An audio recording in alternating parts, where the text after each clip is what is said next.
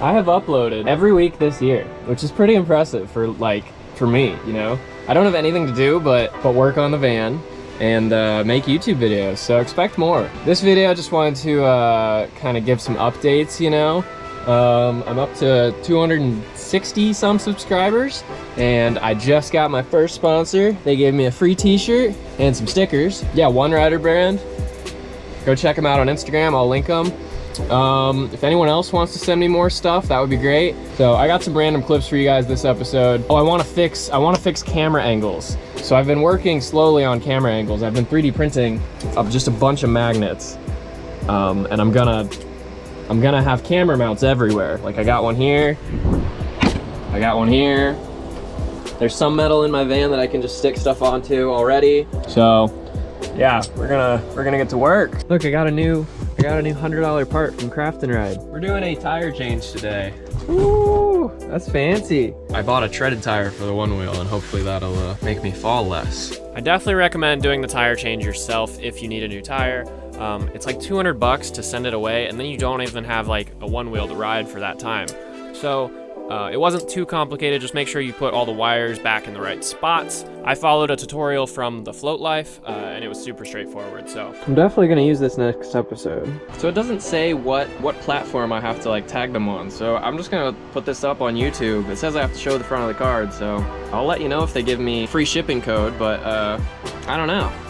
My first tire was a slick tire, and it had over 2,000 miles on it, so it was time for a change. I definitely have more control with the treaded tire. I just wish it was maybe a little bit more grippy.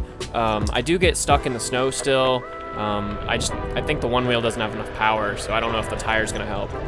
It is wider, which I just had to get used to, so you can't take turns as fast as you would on like a cloud tire, but those have been out of stock, so that's why I went with this one. I found this bench in downtown Peoria, so I decided to shred it. First time I hit it with a little too much speed, and then second time I didn't hit it with enough speed, so it just turned into like a seesaw. Okay. I know what you're thinking. Half of you guys don't want to watch this Onewheel content, you know, and that's fine. The other half of you guys don't want to watch the van content, and you only want to watch Onewheel content. I'm a Onewheel YouTube channel, so the van builds are going to be mixed in, but they can't be my whole thing, you know? Vanlife, I'm just not into it. Yeah, the Onewheel community is just so much better. The Vanlife community, I feel like it gets made fun of a lot. Like they got crystal clear vans, like white everywhere, beautiful backsplashes, avocado toast. I'm not about that. I do like Vanlife, but it is not what this channel is about. This channel is about Onewheels. So, that being said, if you've missed the Onewheel van build YouTube series, let me give you a tour of what I've built for my Onewheel in my van, because that's really what I want to do. I want to just travel in this van and then Onewheel all across the country. So this is where I keep my Onewheel. I built a crate for it, and then I built this for it. Living in a van in Illinois, it gets very cold, and the Onewheel doesn't like the cold. So this is a heat pad for like a water tank. I have one on here too, but it keeps my battery warm.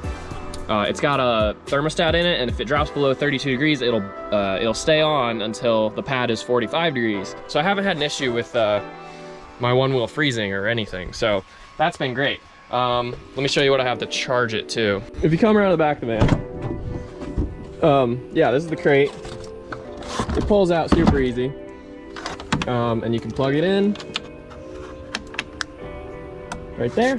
I have the power running from the back to here, around, and it goes into this outlet, which is on a switch. Flip that on, Onewheel starts charging. When it's finished charging, it sends notification to my phone, and then I just, then I turn the switch again, and don't waste any power, and my Onewheel stays charged. So that spot's been great. Yeah, I don't really have much more planned. The rest of the van is like, just, you know, basic stuff to like keep me healthy, you know, like keep me going. It's just a house now, so the van's never gonna be completely finished, but it is usable right now, and it gets me around to different Onewheel spots, which is just great. I would like to plug Onewheel's Peoria again, because I'm always looking for people to ride with if you're in central Illinois. I'm taking the van out to Colorado here soon. We're gonna do some traveling on this channel. I'm gonna do some snowboarding, and yeah. Oh my gosh. Tune in next week. And the week after, and the week after that, and the week after that. Every Monday, man. See ya.